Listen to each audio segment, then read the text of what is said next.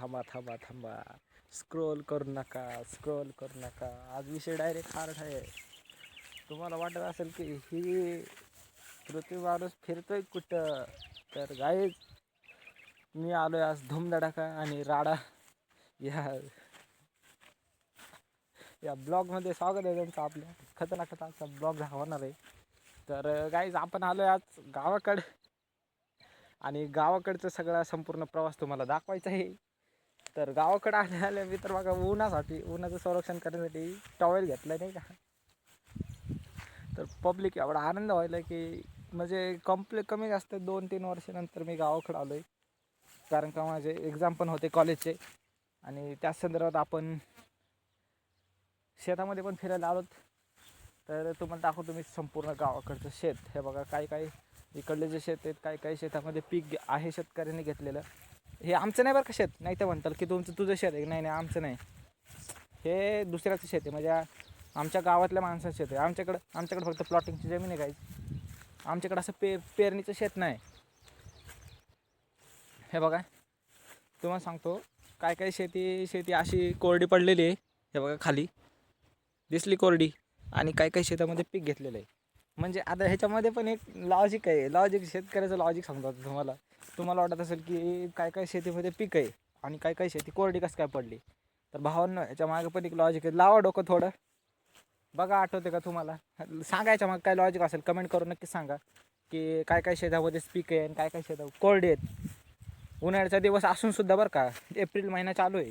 April महिन्यात मग ह्या शेतीमध्ये पीक आहे आणि ह्या शेतीमध्ये पीक नाही. तर लॉजिक सांगा काहीच मला. तर मी सांगतो तुम्हाला लॉजिक असं आहे की भावांनो, त्याच्या मागे एवढंच लॉजिक आहे की पाण्याचा विषय. ज्या शेतकऱ्याकडे भरभरून पाणी आहे त्यांच्या शेतात पीक आहे, आणि ज्यांच्याकडे पाण्याची व्यवस्था नाही त्यांची जमीन कोरडी आहे. नॉर्मल लॉजिक आहे गाईज, कमेंट करून सांगा. तर भावांनो, तुमचा पृथ्वीभाऊ गावाकडे आला आहे आणि कसं वाटते तुम्हाला आपले ब्लॉग. एक ना एक दिवस जातीलच व्हायरलचा आपण विचार नाही करायचा. आपलं काम काय, आपण तेवढंच काम करायचं. आपलं काम काय, डेली ब्लॉग बनवणे, यूट्यूबला टाकणे. लाईफस्टाईल ब्लॉग आहेत आपले. मग रोज एक ब्लॉग बनवायचा, यूट्यूबला टाकायचा. आपलं एवढंच काम आहे. आपण व्हायरल कधी जाईल त्याचा विचार नाही करायचा. पण कधी माणसाला विचार येतो की कधी जाईल असं मला पण वाटतं, विचार येतो. कारण का आज ऑलरेडी 140वा दिवस आहे आपल्या ब्लॉगचा. आणखी तर काही व्हायरल केले नाही. जसं सुरुवातीला शेड्यूल होतं तसं शेड्यूल आहे आपलं. 100, 150, 35, कधी 20, कधी 10, कधी 5, कधी 4, कधी 3, 2 असंच असते आपल्या ब्लॉगचं. आपण एवढा काही विचार नाही करत. तर भावांनो, ही आहे आपल्या गावाकडची शेत तुमच्या पृथ्वीभाऊच्या.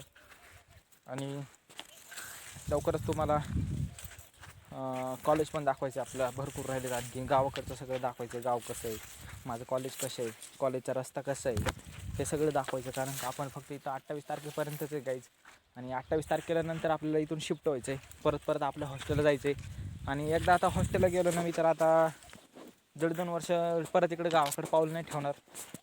कारण का 1.5-2 वर्षात मला माहिती मी कुठं जाणार आहे. पण ते विषय सोडून आता पुढचं नाही सांगत तुम्हाला, ते कळलंच आता 1.5-2 वर्षात. कारण का मी थोडेच ते होक देतो तुम्हाला. कारण का गाईज आपलं ब्लॉग तर कंटिन्यू चालूच आहे ना. मग त्या ब्लॉग संदर्भात तुम्हाला कळणारच आहे की तुमचं पृथ्वीभाऊ जाणार कुठे आहे. तर पब्लिक, उद्या जायचं आपल्याला आमच्या गावचं सगळ्यात फेमस मंदिर आहे.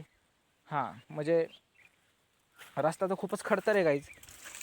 उद्या नाही, आपण जाऊ 28 तारखेच्या अगोदर एकदा तरी जाऊ. कारण का श्री दत्त मंदिर आहे, दत्त मंदिर आहे. सगळं एवढं इकडं फेमस आहे आमच्या गावाकडे. एवढं फेमस आहे ते दत्त मंदिर की लांबून लोक येतात नाही का. ते सप्ताह वगैरे राहतो. आता हे गावच्या पोरांना तर माहिती असेल की सप्ताह काय असतो, हे काय असतं ते. हे गावकडच्या पोरांमध्ये, शहरातल्या काही लोकांना माहिती नसेल. जर का मी शहरात राहत असलो तर काही आपण पण एक मातीशी रिलेटेड आहेत. आपलं पण नातं या काळ्या मातीशीच आहे. आपलं पण 2 वेळचं जेवण या मातीपासूनच भेटते. म्हणून आपण मातीला विसरून चालत नाही, बरोबर ना. आपण पण जरी प्रॉपर शेतकरी नसलो, की आपल्याकडं पिकवायची जमीन नसली, आपण बिझनेसमॅन असलो, तरी पण आपण कसं जे आपल्याला भेटते गरजा सगळ्या मातीपासूनच मिळतात. म्हणून आपण शेतकरी, मला शेतकऱ्यावर प्राऊड होते.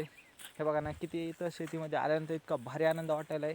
एवढं भारी खतरनाक वाटायला गाईज की एवढी हिरवीगार शेती आणि एकदम दिलखुलास वातावरण. काही शहरामध्ये नुसतं त्या गाड्याचा हॉर्नचा आवाज, लॅबमध्ये पण बसलं तरी तेच, रूममध्ये पण बसलं तरी तेच.